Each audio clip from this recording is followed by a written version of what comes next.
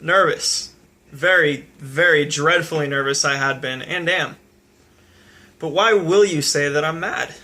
The disease had sharpened my senses. Not destroyed, not dulled them. Above all was the sense of hearing acute. I heard all things in the heaven and in the earth. I heard many things in hell. How then am I mad? Observe how healthily, how calmly I can tell you the whole story. It's impossible to say how first the idea entered my brain, but once conceived, it haunted me day and night. Object there was none, passion there was none. I loved the old man. He had never wronged me, he had never given me insults. For his gold I had no desire. I think it was his eye. Yes, it was this. He had the eye of a vulture, a pale blue eye with a film over it. Whenever it fell upon me, my blood ran cold. And so, by degrees, very gradually, I made up my mind to take the life of the old man, and thus rid myself of the eye forever.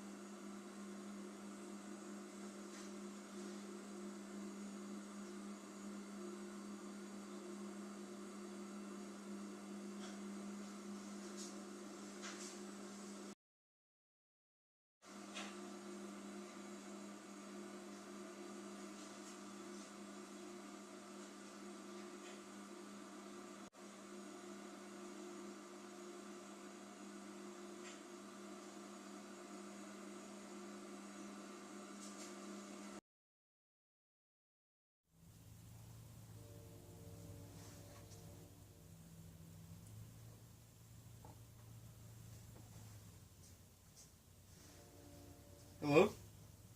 Is anyone there?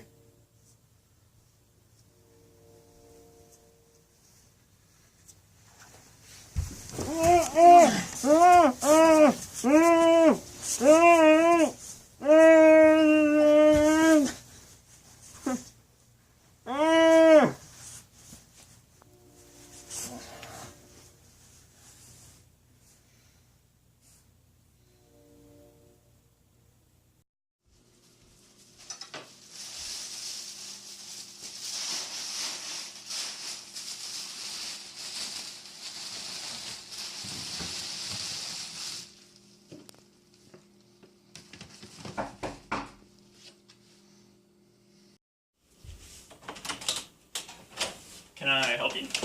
Yeah, we had a call from your neighbor saying there was a screen coming from his house. Do you mind if I come in and take a look around for a sec? Certainly. Please come in. Look around. Look well. Do you live alone? Another man lives here too, but he's been out of the country for the past couple of weeks. I'm the only one here now. How do you explain the scream then? Oh, that was me. I had a nightmare and I screamed when I woke up. Okay, well I'm going to come in and take a look in the other room if you don't mind. Certainly.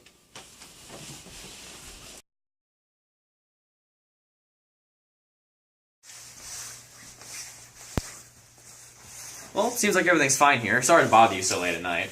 Don't worry about that. Here, have a seat. Rest a while before you go. You must be exhausted too. Thanks, I think I will. Sir was satisfied. My manner had convinced him.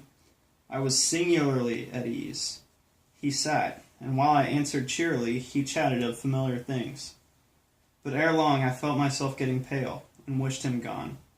My head ached, and I fancied ringing in my ears. But still he sat and still chatted. The ringing became more distinct. It continued and became more distinct. I talked more freely to get rid of the feeling, but it continued to gain definiteness, until at length I found that the noise was not within my ears. No doubt I now grew very pale, but I talked more fluently and with a heightened voice.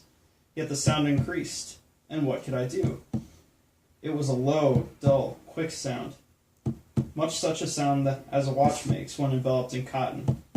I gasped for breath, and yet the officer heard it not. I talked more quickly, more vehemently, but the noise steadily increased. I arose and argued about trifles, in a high key and with violent gesticulations, but but the noise steadily increased. Why would he not be gone? I paced the floor to and fro with heavy strides, as if excited to fury by the observations of the men, but the noise steadily increased. Oh God, what could I do? I foamed, I raved, I swore. I swung the chair upon which I had been sitting, and grated it upon the boards. But the noise arose over all and continually increased. It grew louder, louder, louder. And still the men chatted pleasantly and smiled. Was it possible he heard it not? Almighty God, no, no. He heard, he suspected, he knew. He was making a mockery of my horror. This I thought, and this I think. But anything was better than this agony. Anything was more tolerable than this derision. I could bear that hypocritical smile no longer. I felt that I must scream or die. And now, again, hark! Louder! Louder! Louder! Louder! Villain! I can't take it anymore! He's in the trash can! Open it up and see for yourself! It's the beating of his hideous heart!